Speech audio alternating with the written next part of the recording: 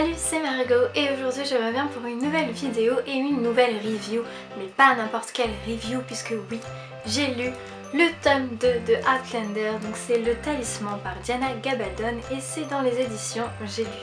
Bien évidemment c'est un tome 2, du coup il y aura des spoilers du tome 1 puisque voilà, vu que je vais raconter où on en est au début du tome 2, vous risquez d'être vraiment spoilé, donc si jamais vous n'avez pas lu le tome 1 et que vous ne voulez pas être spoilé, ne regardez pas cette vidéo. Donc à la fin du tome 1, nous avions nos deux personnages principaux, donc Jamie et Claire, qui fuyaient l'Écosse en bateau en partance pour la France. Et on apprenait aussi que Claire était enceinte de Jamie. Une fin qui était plutôt cool d'ailleurs, j'avais très aimé cette fin.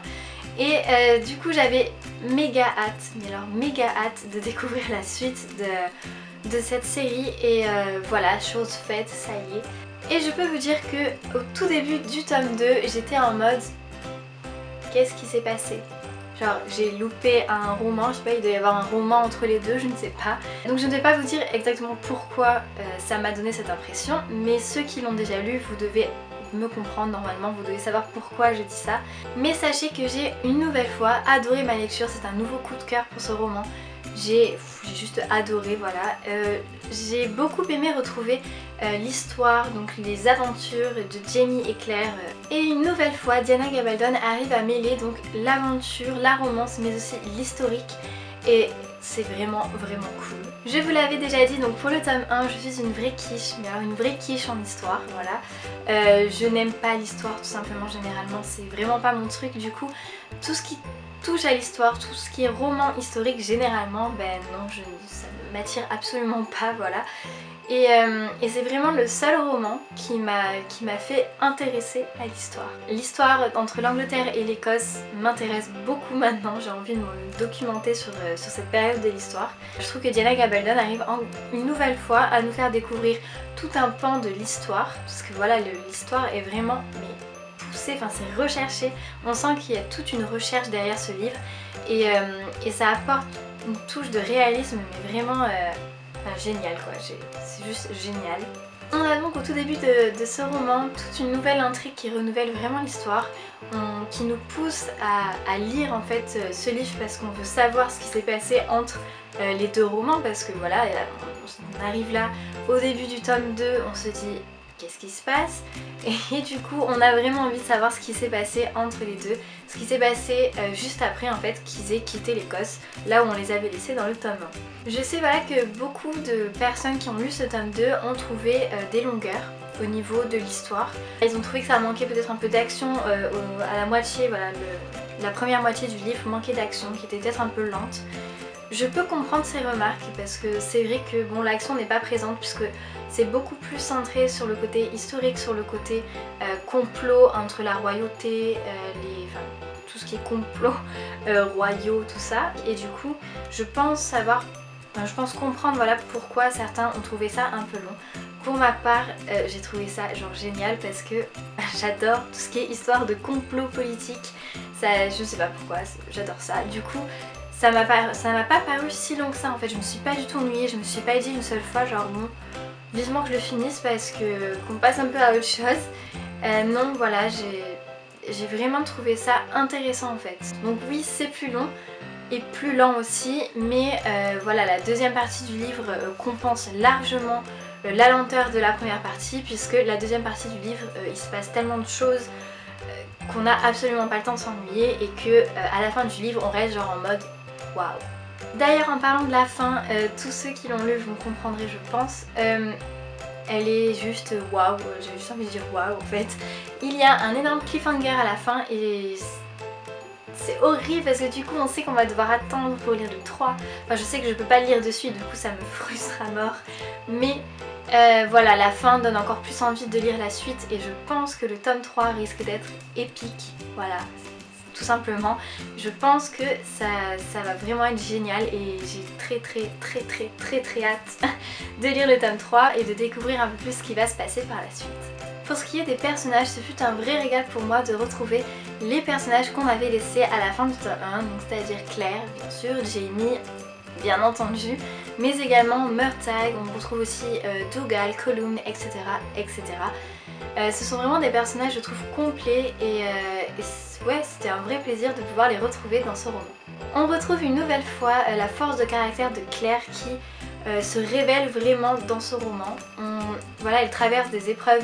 Bon, déjà dans le premier tome elle traversait des épreuves un peu compliquées, mais dans ce tome là voilà, on a encore monté d'un niveau j'ai l'impression.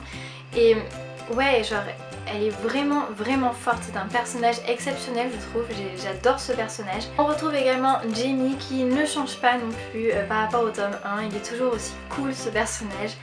Et puis c'est Jamie quoi, on n'a rien d'autre à dire à part que voilà, c'est Jamie Fraser et qu'il est génial.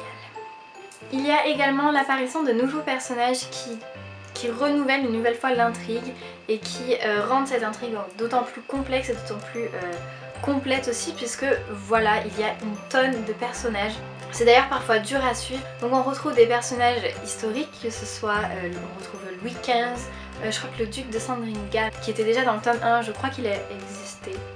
Je suis pas sûre mais il me semble qu'il a déjà existé. Il y a également un nouveau personnage en fait qui m'a intriguée dans ce tome là, c'est le comte de Saint-Germain. Puisque le comte de Saint-Germain est un personnage aussi dans un autre roman qui est Rouge Rubis de Kerstin Gill. Du coup je me suis dit mince, mais on retrouve exactement le même nom dans deux romans différents. Qui plus est des romans où il y a une part quand même assez historique dans l'histoire. Du coup je me suis dit peut-être que le comte de Saint-Germain a réellement existé. J'ai donc fait quelques recherches et j'ai trouvé que effectivement le comte de Saint-Germain est un personnage réel et pas du tout fictif, et qu'il était en fait apparenté à une sorte de sorcellerie, voilà. Beaucoup de rumeurs couraient sur sa personne, on disait qu'il était immortel, et enfin j'ai trouvé ça super intéressant et du coup voilà, ça a fait un lien entre les deux livres qui n'ont normalement absolument rien à voir. Mais voilà, j'ai beaucoup aimé retrouver ce petit personnage qui du coup est super intéressant. On a également le personnage de Brianna et le personnage de Roger, donc je ne vous dirai pas exactement qui sont ces personnages pour éviter de vous spoiler si vous n'avez pas lu le tome 2, mais j'ai trouvé ça super intéressant de prendre ce point de vue là. Je pense également qu'ils vont prendre un peu plus d'importance dans le tome 3 et ça va être vraiment cool. L'écriture en elle-même est toujours aussi addictive. Diana Gabaldon nous emmène dans une histoire très visuelle et du coup très recherchée, puisque voilà, toutes les recherches qu'elle a dû faire en amont au niveau de l'histoire anglaise et écossaise, enfin, c'est juste fou. Et on retrouve en fait toute cette richesse dans son écriture et j'adore son écriture. C'est vraiment une très belle écriture je trouve, et on attend qu'une chose, c'est de lire la suite. Je finirai cette review encore une fois par l'objet livre en lui-même, qui est, bon, on va dire pas exceptionnel du tout. Voilà, donc c'est l'édition J'ai lu qui est donc un semi-poche, mais pas un format poche mais un semi-poche. C'est pas non plus la catastrophe mais c'est pas non plus exceptionnel. J'aime beaucoup quand même l'illustration en fait, donc le fond avec le petit gobelet. D'ailleurs je comprends pas trop le rapport avec l'histoire d'ailleurs. Pourquoi un gobelet? Je ne sais pas, je ne comprends pas trop le rapport avec l'histoire en elle-même, mais bon, c'est quand même esthétique, c'est pas mal. J'aime beaucoup moins par contre, c'est voilà le bandeau avec écrit la série événements aux USA, voilà, qui est beaucoup moins attrayante, voilà. C'est tout de même mieux que le tome 1 où tu avais juste l'affiche de la série. Bon, voilà, là au moins ils ont fait l'effort de garder une couverture un peu plus originale on va dire. L'intérieur des pages, donc c'est écrit tout petit et très serré quand même, je ne sais pas si vous voyez. Puisque voilà, ce livre comporte quand même 946 pages et à la lecture, c'est vrai que niveau confort de lecture c'est pas non plus génial, sachant que en fait on a beau lire beaucoup, ben on n'a pas l'impression d'avancer très rapidement, puisque voilà, les pages sont super fines et tout, donc c'est pas le top. J'espère vraiment, en fait j'espère qu'un jour ils vont les rééditer en grand format, parce que j'aimerais bien les trouver en grand format pour avoir une vraie jolie édition. Mais encore une fois, ce n'est vraiment pas la catastrophe, il y a 10 fois pire, c'est quand même plus confortable qu'un livre de poche, donc voilà. Voilà donc pour cette review du tome 2 de Outlander par Diana Gabaldon. J'espère que cette vidéo vous aura plu. À l'heure où je tourne cette vidéo, je n'ai toujours pas écrit ma chronique sur mon blog. mais peut-être que je l'écrirai dans le week-end là qui arrive, donc du coup n'hésitez pas à regarder en barre d'infos si le lien de ma chronique y est, n'hésitez pas à aller jeter un coup d'œil puisque encore une fois les chroniques écrites sont beaucoup plus claires et beaucoup plus construites, donc n'hésitez pas à y jeter un œil, à me laisser des commentaires pour me donner votre avis. Vous pouvez également me laisser un commentaire pour me dire si vous l'avez lu, si vous l'avez aimé ou non, pourquoi. Bref, dites-moi tout, je serai heureuse de pouvoir en discuter avec vous puisque voilà, j'ai quand même créé cette chaîne pour pouvoir discuter de livres avec mes abonnés, donc un peu d'interaction, c'est plutôt cool. Vous pouvez également me retrouver sur les réseaux sociaux, Facebook, Twitter, Instagram, bref, tout est en barre d'infos et moi je vous retrouve très vite pour de nouvelles vidéos. Bye! Je ne sais pas parler, je ne sais pas argumenter, c'est une horreur. Ça je le dis bien. Même... Oh non, j'avais...